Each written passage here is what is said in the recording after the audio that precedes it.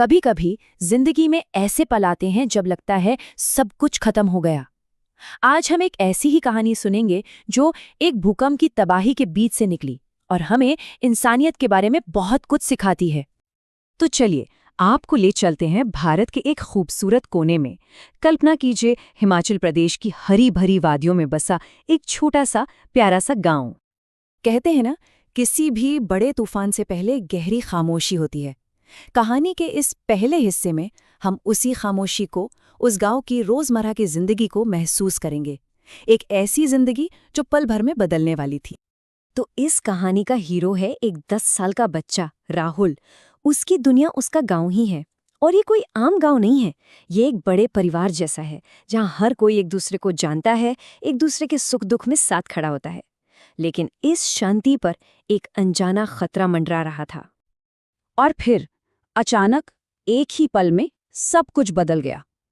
कहानी का ये हिस्सा हमें ठीक उसी पल में ले जाता है जब उस गांव की शांति एक जोरदार झटके से टूट गई। जरा सोचिए, एक पल पहले सब कुछ बिल्कुल नॉर्मल था। बच्चे खेल रहे थे, लोग अपने काम में लगे थे, और अगले ही पल उनके पैरों के नीचे की जमीन ही हिलने लगी। एक ऐसा खौफ जिसके लिए कोई भी तैयार नहीं था। जो गांव कुछ देर पहले शांत था, अब वहां सिर्फ धूल का गुबार और डरी सहमी चीखों का शोर था। हंसी की जगह डर ने ले ली थी और हर कोई बस अपनी जान बचाने के लिए यहाँ वहां भाग रहा था। तबाही का मंजर कुछ ऐसा था। वो घर जो लोगों के लिए उनकी पूरी दुनिया थे, एक पल में ताश के पत्तों की तरह ढह गए। देखते ही देखते सब कुछ मलबे में तब्दील हो गया। लेकिन इस सारे कियोस और डर के बीच भी समझदारी की एक किरण थी, राहुल की दादी। उन्होंने घबराने के बजाय वही किया जो उन्हें सिखाया गया था। उनका ये छोटा सा कदम हमें याद दिलाता है कि मुश्किल वक्त में घबराहट नहीं, बल्कि तैयारी और ज्ञान ही सबसे बड़ा हथियार होते हैं। तो जमीन का कांपना तो रुक गया, पर असली इम्तिहान तो अब शुरू होना था। कहानी का ये हिस्सा हमें दिखाता है कि कैसे सबसे बड़ी तबाही के बीच से ही इंसानियत की सबसे बड़ी ताकत निकल कर आती है। भूकंप तो चला गया, लेकिन अपनी पीछे एक ऐसी तस्वीर छोड़ गया जिसे भुलाना नामुमकिन था। हर तरफ सिर्फ मलबा और बर्बादी थी, और सवाल बस एक था, अब यहाँ से आगे कैसे बढ़ा जाए। और आपको पता है सबसे हैरान करने वाली बात क्या थी? सदमे में होने के बावजूद गांव वालों ने एक पल भी बर्बाद नहीं किया। कोई प्लान नहीं, कोई मीटिंग नहीं, बस सब फौरन मदद के लिए इकट्ठा हो गए, मलबा हटाने लगे और जो भी फंसे थे उन्हें बचाने में जुट गए। और ये जो एकता थी ना, ये सिर्फ एक ख्याल नहीं थी, ये उस वक्त की हकीकत थी। कोई बड़ा छोटा नहीं, कोई जवान बूढ़ा नहीं, सब कंधे से कंधा मिलाकर काम कर रहे थे। किसी को कुछ कहने की जरूरत नहीं पड़ रही थी। ये इंसानियत थी जो खुद ब खुद अपना रास्ता बना रही थी। अब हम कहानी के उस मोड़ पर पहुंचते हैं जहां ये सिर्फ एक तबाही की कहानी नहीं रहती, बल्कि एक उम्मीद की कहानी बन जाती है। ये वो पल है जब राहुल उस मलबे के बीच कुछ ऐसा देखता है जो उसकी सोच को हमेशा के लिए बदल देता है।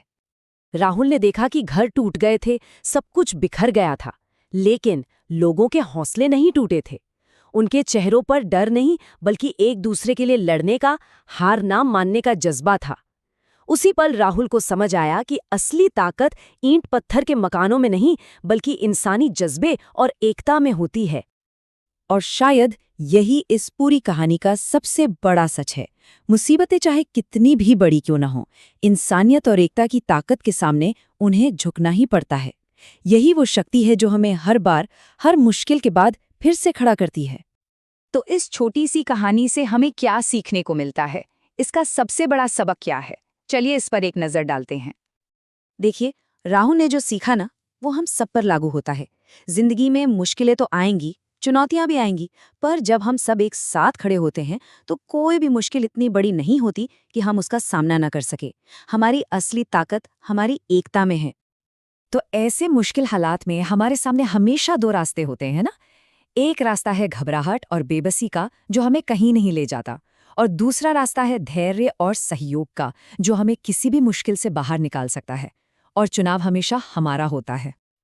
और आखिर में ये कहानी हमें इस एक सवाल के साथ छोड़ जाती है कि जब हालात सबसे ज़्यादा ख़राब हों, जब सब कुछ बिखर रहा हो, तो हमारी सबसे बड़ी ताकत क्या होती है? शायद इसका जवाब हमारे आसपास के लोगों में और उनके साथ हमारे रिश्ते में ही छिपा है।